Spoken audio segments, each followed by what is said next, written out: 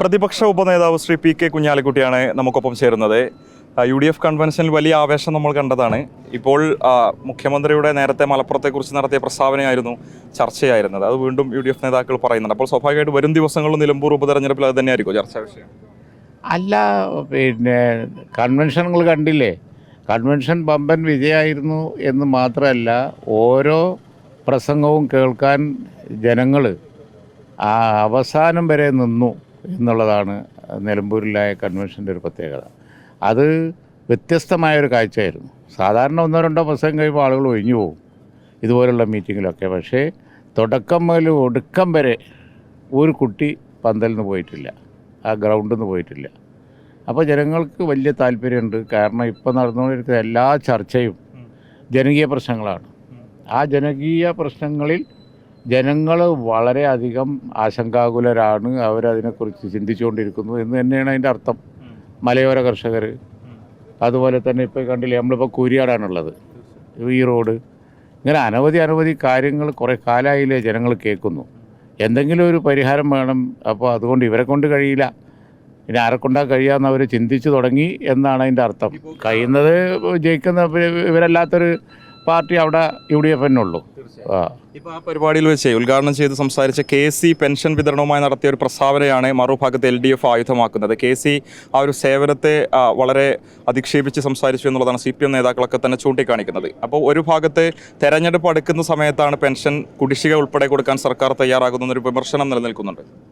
അല്ല, അതെ, അതിപ്പോൾ പിന്നെ അതൊക്കെ ചിന്തിക്കാനുള്ള ബുദ്ധി കേരളത്തിലെ ജനങ്ങൾക്ക് ഉണ്ട്. അത്തരം ആയുധങ്ങൾ ഉപയോഗിച്ചൊന്നും കേരളം അനുദിനം കണ്ടുകൊണ്ടിരിക്കുന്ന ഈ മലയോര കർഷകർ ജനങ്ങളുടെ പുലി പിടിച്ച് തിന്നുക, അതുപോലുള്ള വിഷയങ്ങളൊക്കെ ഇവിടെ ഡെയിലി നടന്നുകൊണ്ടിരിക്കുകയാണ്. അപ്പോൾ അതുകൊണ്ട് ഒരു KC പറഞ്ഞതിനെ KC പെൻഷൻ എല്ലായ്പ്പോഴും കൊടുക്കണം എന്നാണ് പറഞ്ഞത്. അതല്ല അതിൻ്റെ അർത്ഥം. മലയാളം മനസ്സിലാക്കുന്നവർക്ക് അത് അനലൈസ് ചെയ്താൽ മനസ്സിലാവും. എന്താ, പെൻഷൻ ഒരിക്കൽ കൊടുത്താൽ പോരാ, എപ്പോഴും കൊടുക്കണം എന്നാണ് പറഞ്ഞതിൻ്റെ അർത്ഥം. ഇലക്ഷൻ വരുമ്പോൾ മാത്രം കൊടുത്താൽ പോരാ, പെൻഷൻ സമയത്തിന് എപ്പോഴും കൊടുക്കണം എന്നാണ് ആ പറഞ്ഞതിൻ്റെ അർത്ഥം. അല്ലാതെ കൊടുക്കേണ്ടതല്ല, അത് ദുർവ്യാഖ്യാനാണ്. അതോടൊപ്പം തന്നെ മലപ്പുറം ജില്ലയുമായി ബന്ധപ്പെട്ട് നേരത്തെ മുഖ്യമന്ത്രി ഒരു പത്രത്തിന് നൽകിയ അഭിമുഖവും ഇപ്പോൾ വീണ്ടും ചർച്ച ചെയ്യപ്പെടുന്നുണ്ട്. അതുൾപ്പെടെ ഈ ഒരു തെരഞ്ഞെടുപ്പിൽ ജനങ്ങൾ തിരിച്ചറിയുമെന്നുള്ളതാണ് പറഞ്ഞിരുന്നത്. അങ്ങയുടെ ഒരു വിലയിരുത്തൽ എന്താണ് ആ വിഷയത്തിൽ?